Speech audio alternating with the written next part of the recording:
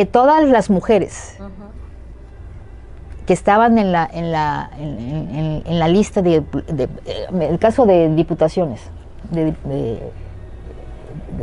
por representación proporcional, renunciaron las fórmulas de mujeres. Y solamente subsistieron las que también iban por mayoría. Claro. ¿Sí? Resulta que luego de la elección, las que estaban, las que ganaron por mayoría relativa, pues obviamente ya no iban a tener asignado el espacio de representación proporcional. Digamos que ya no contaban en la lista y solo quedaban hombres. Sí, qué casualidad. Sí. O sea, casualmente, ¿no? Solo quedaban hombres.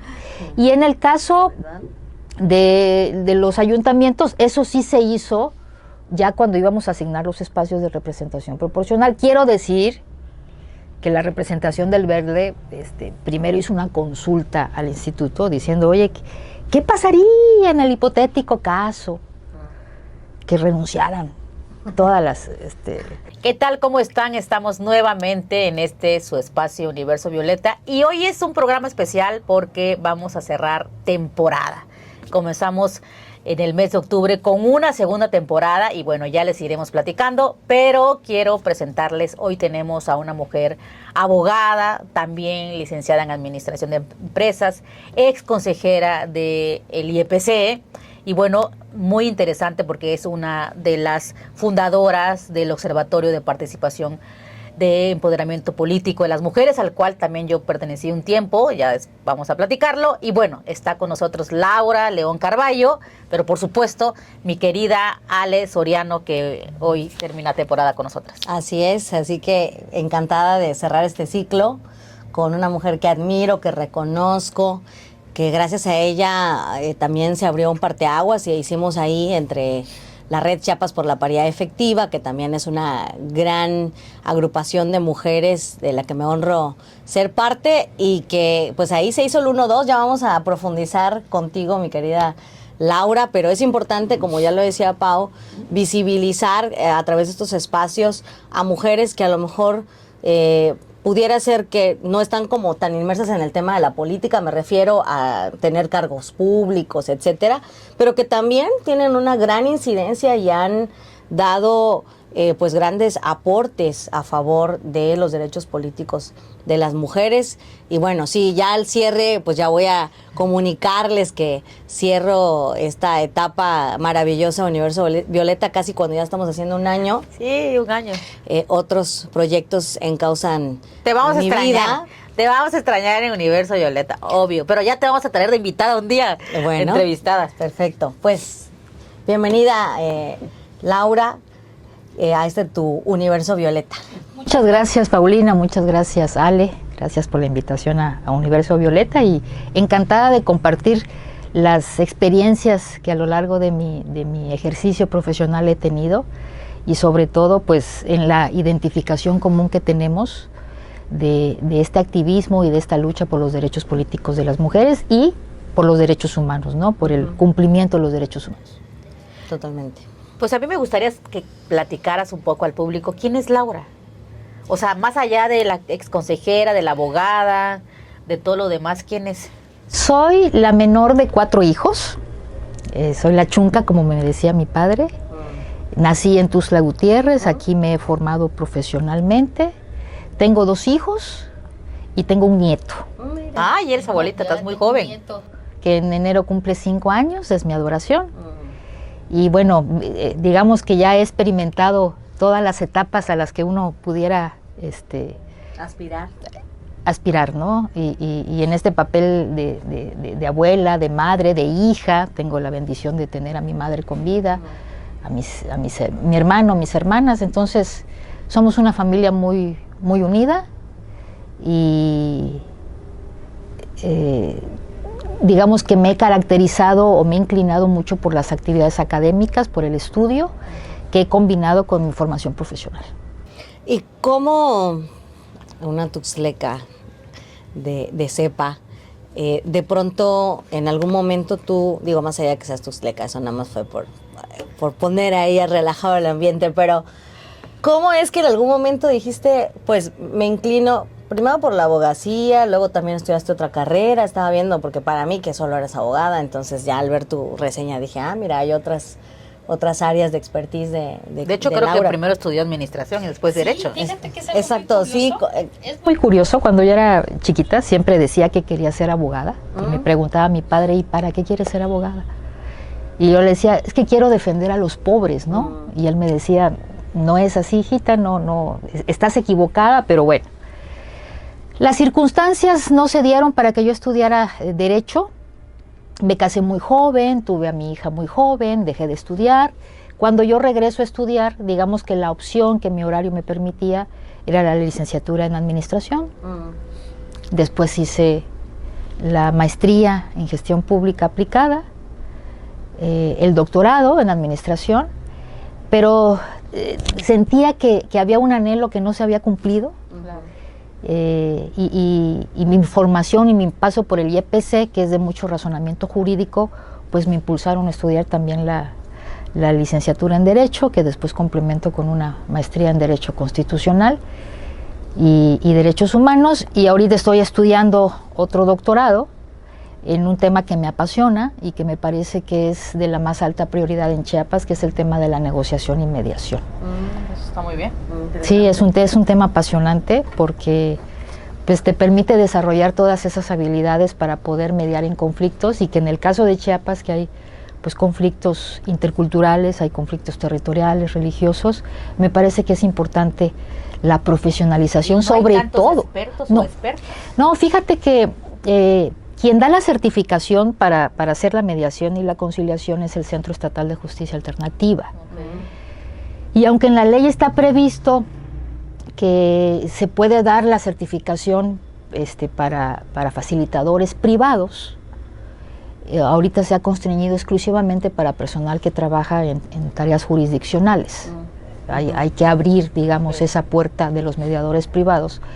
Pero sí, me parece que es muy importante que para poder fomentar una cultura de paz que es tan necesaria en nuestro Estado, todas aquellas personas servidoras públicas que van a estar en contacto con conflictos, Secretaría de Gobierno, Secretaría de Pueblos Indios, Secretaría del Transporte, me parece que es importante que tengan una formación en negociación.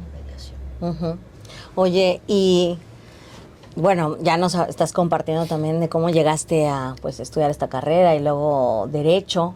¿Pero por qué Derecho? O sea, digamos, si era algo que te apasionaba, pero ¿qué te inspiró? Aparte que decías este tema, pues de que también tu paso por el Instituto de Elecciones como que fue ya, tienes que hacerlo. Pero ya decías que te preguntaban de chiquita, ¿por qué?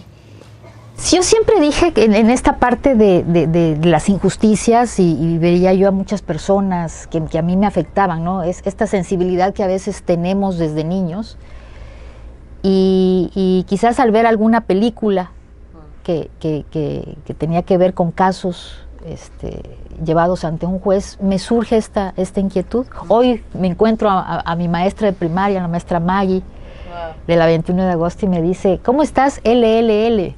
Porque yo decía que iba a ser Laura León, licenciada. ¡Ah, mira! Genial. Así es. Entonces, Pues ya tenías eso desde Sí, chiquita. Ya tenía, pero era, repito, una aspiración pues no cumplida. Claro. Y pues se dio la oportunidad.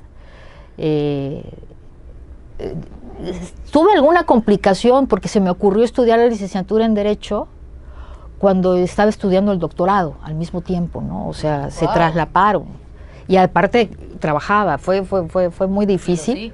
Y así es, fue muy difícil. Pero cuando algo te gusta, se te facilita. Y creo que a lo largo de mi trayectoria profesional en las diversas posiciones de la administración pública en las que he estado, como que enfaticé mucho mi razonamiento jurídico. Obviamente, aunque estés en la administración pública, pues necesitas documentarte sobre el funcionamiento de tu institución, cuál es la normatividad, y se me ha facilitado. Entonces por fin pude cumplir esa aspiración y me siento muy contenta, y eso me llevó a estudiar la maestría en Derecho Constitucional y Derechos Humanos por el tema de los derechos humanos, que a mí me parece relevante en Chiapas. Padrísimo. Laura, Y me gustaría que abordaras un poco tu paso por el Instituto de Elección y Participación Ciudadana, el IEPC.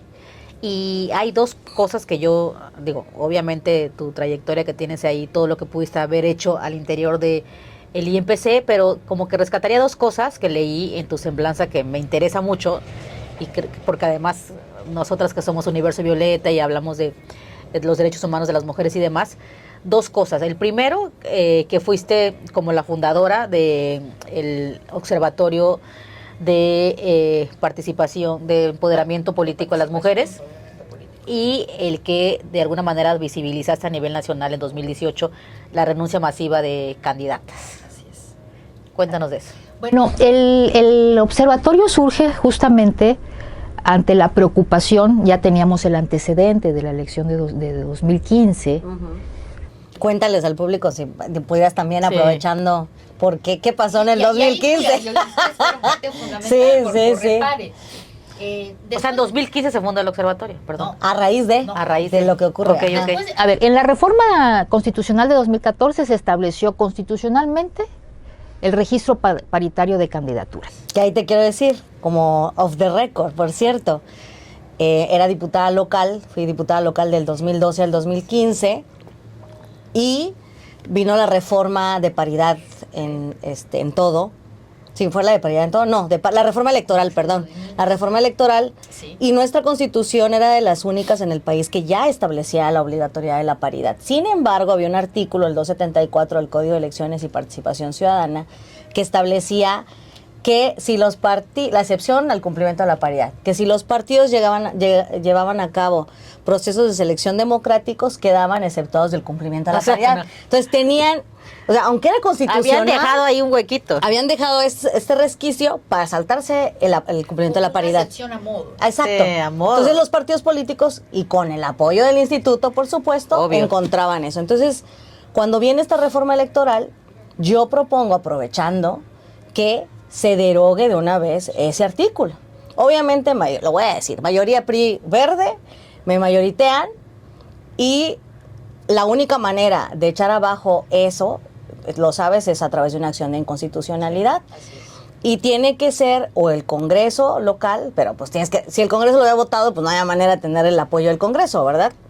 El instituto, el partido político local, que tampoco, porque en ese momento el presidente era pues del parte del gobernador, tampoco iba el presidente del PRD, y yo recurrí al PRD nacional, afortunadamente, y lo tengo que decir, reconocer, Zambrano, que en ese momento era el presidente, me respaldó y puso, digamos, el apoyo de la representación del PRD ante el INE para que construyéramos esta acción de acción de inconstitucionalidad. La presentamos, la firmó Zambrano, porque ese era el otro supuesto en el que el dirigente nacional, él o la, podía firmar esa acción de inconstitucional. Lo avaló, sí, y ganamos esa acción de inconstitucionalidad.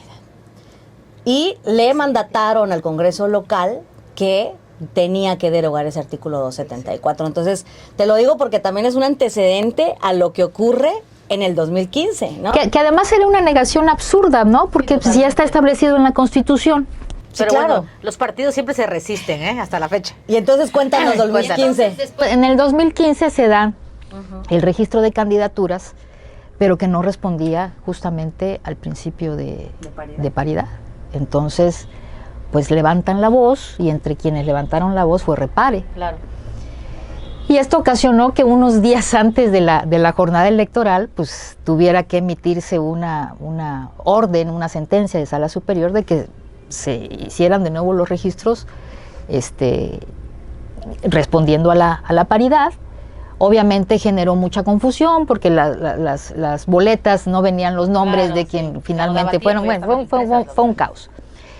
Entonces, siendo consejera, yo me incorporo al Instituto de Elecciones en el 2016.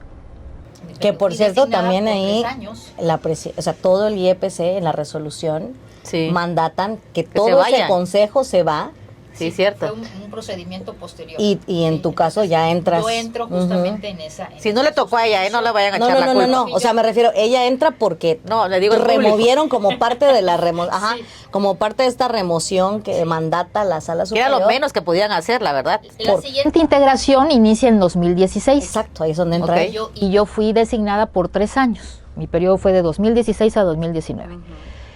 Y estando en México, en un evento del INE, me encuentro con Paula Soto.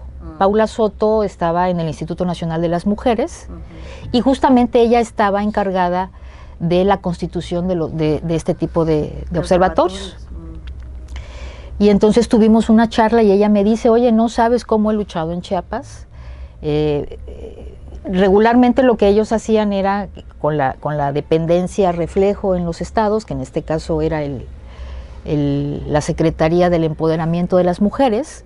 No sabes cómo he insistido para que ellos lo impulsen, porque tienen que participar, tanto la Secretaría enfocada en los derechos de las mujeres, el órgano local, el Instituto de Elecciones y el Tribunal Electoral. Me dice, pero no se ha podido, ayúdame. Entonces, empezamos en esa labor. Lo voy a resumir, no hubo ningún interés de parte de ninguna de las dos instancias que ya mencioné. Yo presidía la Comisión Provisional de Igualdad de Género y No Discriminación. Y entonces acordamos con Paula Soto vino y me dice, pues, instálala y apóyate de organizaciones de la sociedad civil y apóyate de instituciones educativas y de las instancias que pudieran, que estén, digamos, del entramado de instituciones que debieran de participar. Lo importante es instalar, ¿no? Y así se hizo, Repare tuvo representación. ¿En qué año se...? Fue en el 2018, fue en el mes de marzo de 2018 cuando se hace, estábamos ya unos días, bueno, unos meses del proceso, fue en el 2018. No hubo participación ni del Tribunal Electoral, ni de la Secretaría para el Empoderamiento de las Mujeres, solamente fue el instituto quien lo instala, pero se generó una sinergia bien interesante porque eso permitió la oportunidad de ciudadanizar mucho este espacio. Había ahí la representación del Frente Estatal de Mujeres Indígenas, estaba la UNICASH, los partidos políticos, representaciones. Derechos humanos. O sea, se hizo de mucha participación de la ciudadanía. Y fue clave también en el momento en que se da esta renuncia masivas de candidatas, que se da en el 2018, en el mes de septiembre, una vez concluida la jornada electoral, cuando ya se iba a hacer la asignación de los espacios de representación proporcional, tanto en diputaciones como en ayuntamientos. ¿De qué partidos? Dilo. Primeramente fue el Verde, fue Chiapas Unido, pero fundamentalmente fue el Verde, Chiapas Unido,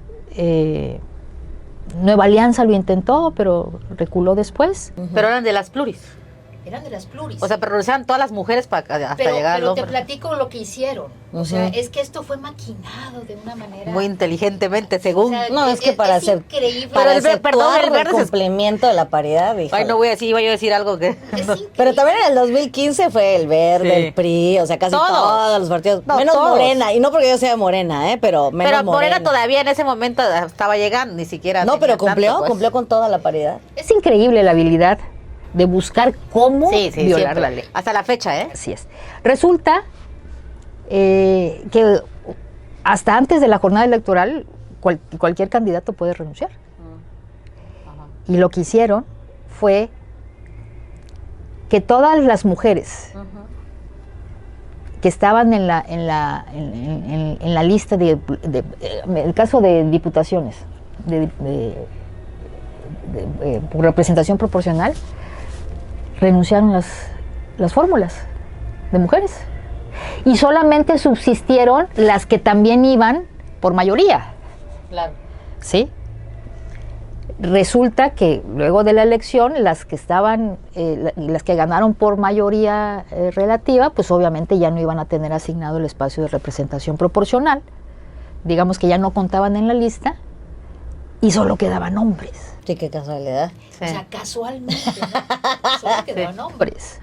Y en el caso de los ayuntamientos, eso sí se hizo ya cuando íbamos a asignar los espacios de representación proporcional. Quiero decir que la representación del Verde primero hizo una consulta al instituto diciendo, oye, ¿qué pasaría en el hipotético caso que renunciaran todas las mujeres de un solo género, ¿no? Y solamente quedar, o sea, ya está maquinado, Sí, ¿no? claro. Entonces, se empiezan a dar estas renuncias masivas.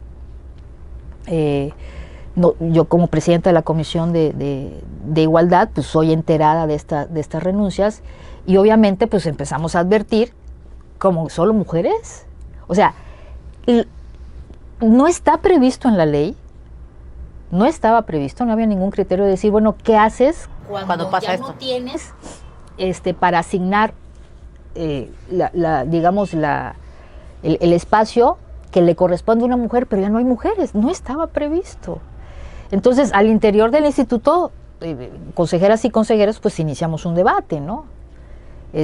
Habían 2 consejeros, nunca diré quiénes, sí, porque luego me mandan a sus Pero perros, nos dices ahorita detrás de me mandan cámaras. a sus perros a golpearme en redes. Detrás de cámara nos chismeas. Habían 2 Por favor. consejeros que ya tenían el proyecto bajo el brazo, Claro. y eso lo pudo. ¿Cuántos consejeros son normalmente en el IPC? Son 7.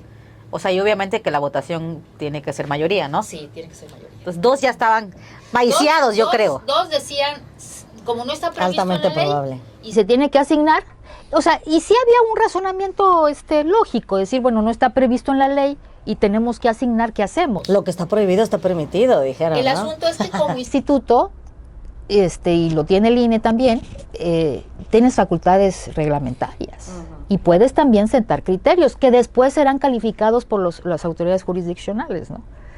Entonces, se hizo ahí un debate de si procede, si no procede, y entonces la única alternativa viable que yo vi fue, hay que visibilizar este tema, Claro. y hablé con las consejeras en México, hablé con Pamela, hablé con Fabela, hablé con Dania, Ayúdenme. a ver qué hacemos, está pasando esto, a ver, Laura, infórmanos, ¿no? Y entonces a generar los informes, tenía yo buena relación en ese entonces con la secretaria general de la Comisión Interamericana de Mujeres de la OEA,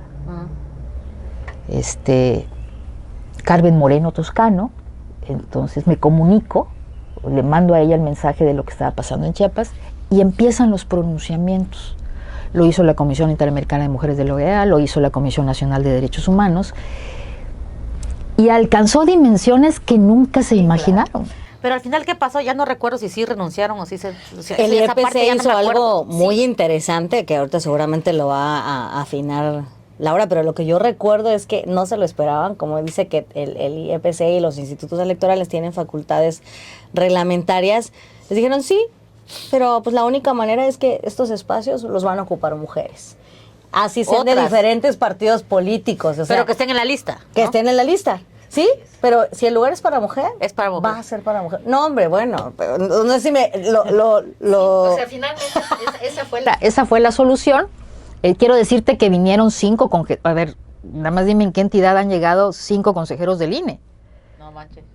O sea, vinieron 5 consejeros, 4 mujeres y un hombre. Pero me encanta, 4 mujeres y un hombre. O sea, ¿cómo hace la diferencia? Es más, se vinieron todas las mujeres. Exacto. Claro. O sea, me parece muy importante hablar del papel que hacen las mujeres en los institutos electorales, porque hay que poner énfasis en eso, porque hablamos generalmente de la paridad y de la representación de las mujeres en los cargos de elección popular, Congreso Federal, senadoras, Presidencia de la República, presidentas municipales, en fin, gobernadoras, pero también ¿cómo hace la diferencia que estén las mujeres en los tribunales? Una Mónica Soto sentando presidentes como magistrada del Tribunal Federal Electoral, en tu caso como como exconsejera, pero cuando fuiste, ¿no? También las consejeras en el Instituto Nacional Electoral han marcado pauta.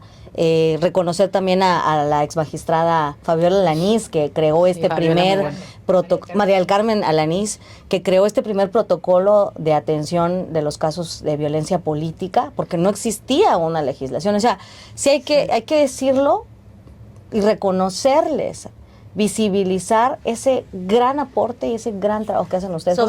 Me llamó mucho la atención 4 de 5. Sí, pero sobre todo que sean mujeres aliadas, porque lo hemos dicho muchas veces, el hecho de que estén mujeres en estos espacios, sean políticos, académicos, electorales o lo que sea, no significa que lleguen a ser aliadas de otras mujeres y que tengan la perspectiva de género. Por eso la importancia de proteger todos estos espacios de acción afirmativa. Claro. Es decir, digamos que las mujeres ya hemos avanzado. Pero hay otros grupos socialmente excluidos que necesitan que se luche por los derechos, las personas con discapacidad. Claro.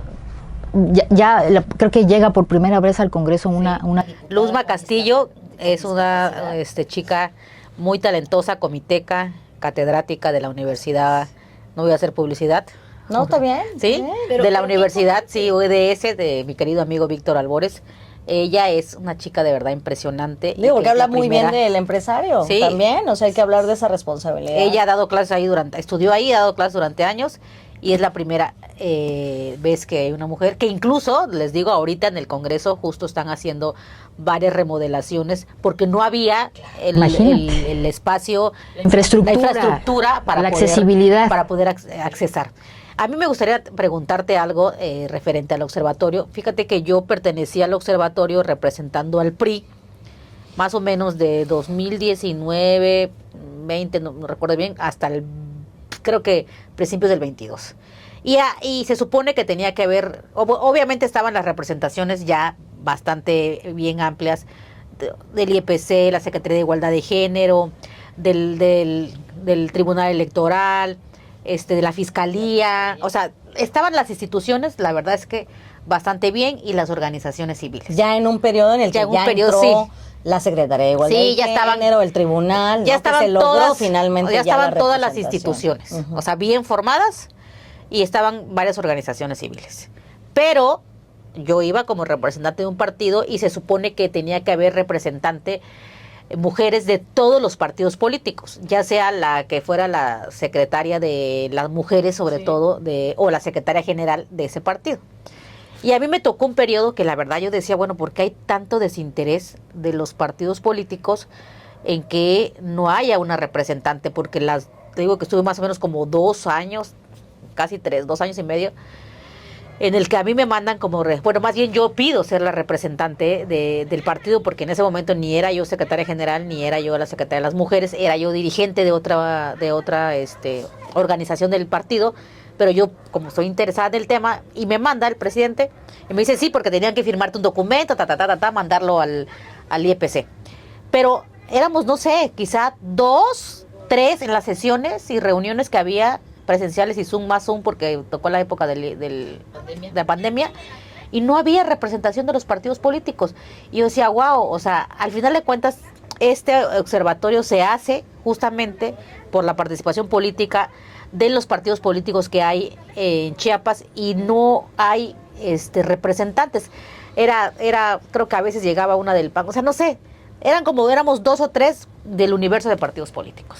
Entonces, eso yo quería preguntarte, bueno, no sé cómo te tocó a ti en la etapa, porque creo que cuando yo llegué ya no estabas, no sé si estabas todavía. Ya no estaba. Ya no estabas. A mí me toca ya. Pero sí observé eso, o sea, no sé ahora, pero sí observé que no había mucho interés de los partidos políticos. No sé si estaban, yo incluso buscaba y le hablaba, oye, amiga, tú eres del PAN, ¿por qué no mandan a alguien? Y andaba yo buscando en todos los partidos que mandaran a una mujer, y no les interesaba. Me parece que esto refleja el reto que hay dentro de los partidos políticos, de abrir los espacios a realmente la participación sustantiva de las mujeres. Es cierto que han habido dirigencias de mujeres, pero creo que hace falta todavía, aun cuando tengan protocolos para atender la violencia de género al interior de los partidos. Que no sabemos si lo tienen como debe de ser, no sé, me quedaría ahí. Pero sí siguen habiendo muchísimas violaciones a los derechos de las mujeres. En el caso de la asignación, digamos, por ejemplo, de las candidaturas, ¿no? Claro. Los líderes, los hombres meten a familiares, a mujeres. Sí, lo que decíamos. Y incluso en el caso de los ayuntamientos, pues es como una... Hay una usurpación consentida, y eso lo ha abordado la doctora Araceli Burguete. Es decir, como no pueden ser registrados hombres porque ya están, tiene que operar la paridad vertical, horizontal y transversal, y en determinados municipios tienen que ser mujeres, pues meten a la esposa, meten a la hermana, meten a la sobrina. Al amante, hay que decirlo. Sí. Y quienes ejercen realmente el cargo son ellos, ¿no? Entonces, esto te lleva a un ejercicio de análisis también por parte de las autoridades. Muchos bajo la figura del presidente por usos y costumbres, ¿sí? Claro. Cuando van a hacer las negociaciones, cuando van a ver lo de la cuenta pública o de auditorías, a la Auditoría Superior del Estado, en fin, con quien tratan es con los hombres, aunque esté la mujer. Sí. Exacto. Y se han dado casos todavía más absurdos, de que rinde el informe el hombre. Y llegan los representantes del gobierno a validar el informe que está rindiendo el hombre cuando le corresponde a la mujer. Y es que creo que tiene que ver mucho con... Falta mucho. Claro, totalmente. Falta mucho y me parece que un tema pendiente para la próxima legislatura tiene que ver con la usurpación. Ahí yo tengo mis dudas porque obviamente estoy en contra totalmente de la usurpación. Incluso en un foro recientemente en Pacto abordábamos justamente este análisis desde los ayuntamientos, desde cómo se vive. Hablando, a mí me tocó exponer el tema de la simulación en el cumplimiento de la paridad, ¿no? Porque una cosa es esta paridad efectiva, pero ¿qué pasa con la paridad sustantiva, no? O sea, que ese es un pendiente. Y van a decir, bueno, ¿qué es? Pues la paridad efectiva es, sí, estamos ocupando los espacios, pero no necesariamente está significando, uno, que sea ocupado por mujeres que han estado haciendo trabajo político, ¿no? Que tienen una trayectoria, una militancia, o que tienen un reconocimiento, un trabajo social, ¿no? Claro. Y lo otro es también las condiciones en las que estamos ejerciendo esa responsabilidad, donde no hay como esta infraestructura social, económica, pues política, el piso pegajoso, que nos acompaña en el ejercicio ya de los encargos, ¿no? Entonces, pero hablábamos justo todo esto que tú estás mencionando, y cómo la responsabilidad de los partidos políticos tiene mucho que ver, ¿no? Sin duda, pero también tiene que ver con la sociedad, porque al final... yo lo decía, iniciaba así, los partidos no son de Venus, o sea, emergen de una sociedad que también, creo que ahí también hay una corresponsabilidad de los gobiernos. Yo tengo mucha fe, a lo mejor es mi carta a Santa Claus, pero con Claudia Sheinbaum y con todo este andamiaje de mujeres que también van a entrar, para pues trabajar en la sensibilización social, ¿no? O sea, es importante porque mientras eso no se atienda, y no sé a quién se lo escuché también hace un poco que hablábamos en un foro de cuidados del sistema, de cómo creamos también en Chiapas, impulsamos el sistema estatal de cuidados, ¿no? Mientras decía, ya me acordé, la compañera de Gire, no me acuerdo su nombre, pero ella decía, podremos seguir poniendo esto y mil cosas, pero mientras no se trabaje en la sensibilización de la ciudadanía, de la sociedad en su conjunto, vamos a seguir avanzando, sin duda, pero creo que tiene que ser. Va a costar más, ¿no? Va a costar más, porque esto que tú decías, ¿no? El hombre haciendo campaña o sea, no es ella, ¿no? El darles más espacios de radio y televisión, las prerrogativas, o sea, la cobertura en medios también es muy importante, ¿no? La cobertura en medios, o sea, el económico. Es que son muchos factores. Justamente en el foro, el tema, yo decía, se divide en tres cosas, en el tema político, económico y social, el que nos afecta a las mujeres a la hora de estar en una candidatura, y hablábamos también en el foro el por qué algo, por ejemplo, tan importante y padrísimo que es el que ya tengamos una presidenta de la República, que rompimos ese techo de cristal que es el que está más arriba, pues, y por qué todavía no podemos romper ese techo de cristal en los ayuntamientos, ¿no? ¿Por qué todavía no podemos lograr la paridad de las mujeres presidentas municipales? Porque ya hay paridad, pues en el Congreso va a haber más del 50% de mujeres, federal, senadurías, hasta gobernaturas, pero algo que todavía no logramos, y me gustaría que nos dieras tu perspectiva, Laura, el por qué. Yo lo divido así, un tema factor económico, político y social, pero desde tu experiencia que tú tienes como exconsejera del IEPC, sería muy interesante que nos puedas decir qué crees que esté pasando o por qué todavía no se logra esta paridad en los ayuntamientos. Ahorita vamos a tener 22 alcaldesas o presidentas municipales, que ojalá que estas 22 sean las que realmente van a coordinar, dirigir y llevar la batuta de su municipio, ejercer su cargo. Ojalá que sea así, pues, pero no lo sabemos. Entonces, ¿cuál es tu perspectiva de esto? Me parece que a nivel municipal sigue imperando la política patriarcal.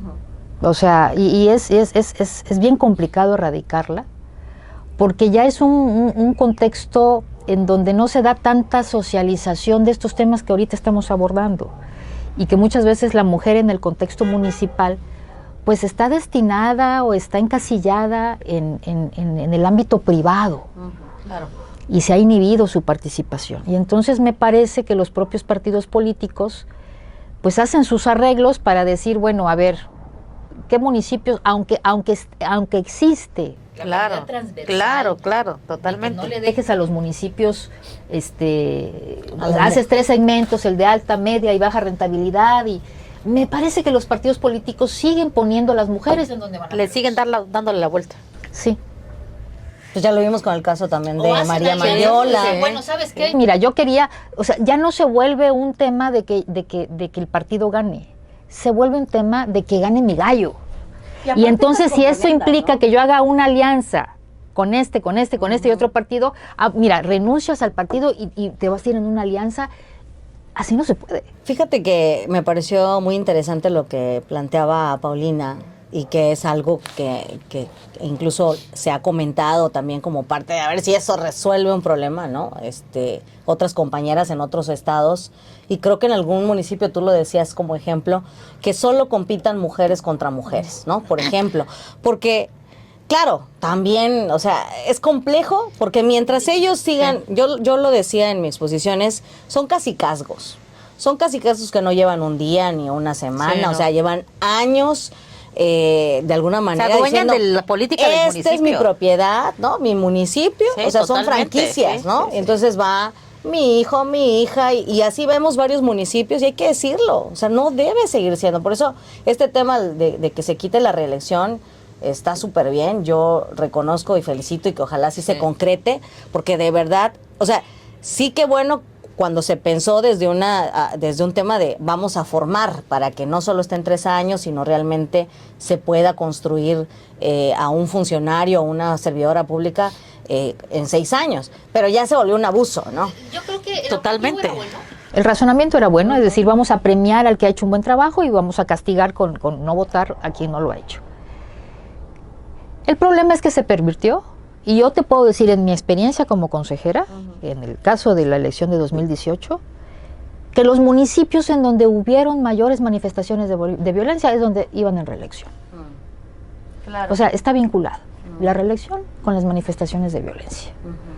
Ahora, déjame hacer una acotación, porque no concluimos el tema Sí, de que vinieron los... de que vinieron las consejeras y sobre todo este criterio, ¿no? Entonces, se hace un escándalo a nivel incluso internacional, y nosotros establecimos como parte del protocolo que ya quedó, digamos, permanentemente, que tenían que venir a ratificar esas renuncias. O sea, no solamente era presentarla, Sino ratificar. sino vienes a ratificarlas, pero personalmente. Y entonces ahí empezamos a preguntar cuáles eran las razones por las que estaban renunciando. Y lo que decían es que a mí me dijeron que como ya perdimos la elección, entonces era un requisito que presentáramos la renuncia. Engañadas. Engañada. Gente engañadas. ¿Hubo alguna consciente que sabía que iba?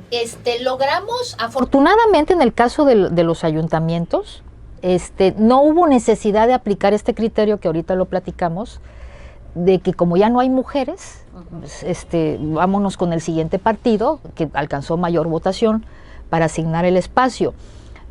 Al menos una no renunció. Creo que incluso hubo un desistimiento que, digamos, regresa a activarse a la lista, y al menos hubo una mujer a la que se pudo hacer la asignación de la representación proporcional en los ayuntamientos. Pero en el caso de la diputación,